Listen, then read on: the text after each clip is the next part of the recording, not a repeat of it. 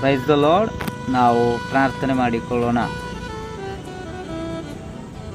ಪರಲೋಕದಲ್ಲಿ ವಾಸ ಮಾಡುವಂಥ ನಮ್ಮ ಪ್ರೀತಿಯುಳ್ಳ ತಂದೆಯಾದ ದೇವರೇ, ಅಪ್ಪ, ಸುಂದರವಾದಂಥ ಒಳ್ಳೆಯ ಸಮಯಕ್ಕಾಗಿ ನಿಮಗೆ ಸ್ತೋತ್ರ. ನಾವು ನಂಬುತ್ತೇವೆ ನೀವು ನಮ್ಮ ಪ್ರಾರ್ಥನೆಯನ್ನು ಕೇಳುವ ದೇವರಾಗಿದ್ದೀರಾ.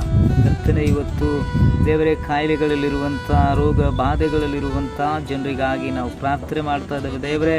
ಅಪ್ಪ ಕರ್ತನೆ, ಇವತ್ತು ಆ ಒಂದು ವೇದನೆ, ಆ ನೋವು ದೇವರೇ, ಆ ಒಂದು ಬಾಧೆ ದೇವರೇ, ಅಪ್ಪ ಅನೇಕ ಜನರನ್ನು ಕರ್ತನೆ ವೇದನೆಗೆ ಒಳಪಡಿಸಿರುವಂಥದ್ದನ್ನು ನಾವು ನೋಡುತ್ತಾ ಇದ್ದೇವೆ.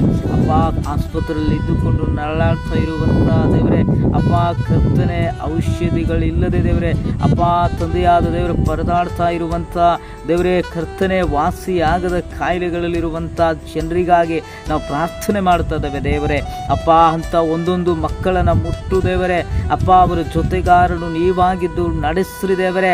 ಕರ್ತನೆ ಸಿಲುಬೆ ಮೇಲೆ ದೇವರೇ ನೀವು ತಾನೇ ಅನುಭವಿಸಿದಂಥ ದೇವರೇ, ಅಪ್ಪ ಪಟ್ಟಂಥ ಗಾಯಗಳು ದೇವರೇ, ಅಪ್ಪ ಇವತ್ತು ಆ ದೇವರೇ ನೋವಿನಲ್ಲಿರುವಂಥ ಜನರಿಗೆ ದೇವರೇ ಗುಣವಾಗಲಿ ಕರ್ತನೆ ದೇವರೇ. ನಿಮ್ಮ ವಾಕ್ಯವನ್ನು ಕಳುಹಿಸಿ ಗುಣಪಡಿಸು ದೇವ, ಆಶೀರ್ವಾದ ಮಾಡು ದೇವರೇ. ಮಹತ್ ಕಾರ್ಯಗಳನ್ನು ಮಾಡಪ್ಪ ದೇವರೇ. ಅಂದು ಶತಾಧಿಪತಿಯು ತನ್ನ ಆಳಿಗೆ ದೇವರೇ, ಅಪ್ಪ ಅಸ್ವಸ್ಥನಾಗಿದ್ದಂಥ ವೇಳೆಯಲ್ಲಿ ದೇವರೇ ನೀವೊಂದು ಮಾತು ಹೇಳಿದರೆ ನನ್ನ ಆಳಿಗೆ ಗುಣವಾಗುವುದು ಎಂಬಂತೆ ದೇವರೇ, ಏಸಪ್ಪ ಇವತ್ತು ನೀವೊಂದು ಮಾತು ಹೇಳಿದರೆ ಸಾಕು ದೇವರೇ. ರೋಗ ಬಾಧೆಯಲ್ಲಿ ಕಾಯಿಲೆಗಳಲ್ಲಿರುವಂಥ ಎಲ್ಲ ಜನರು ಗುಣವಾಗಲಿ, ಬಿಡುಗಡೆಯನ್ನು ಕೊಟ್ಟು ನಡೆಸಬೇಕೆಂಬುದಾಗಿ ನೀವು ಹಾಗೆ ಮಾಡುತ್ತೀರಾ.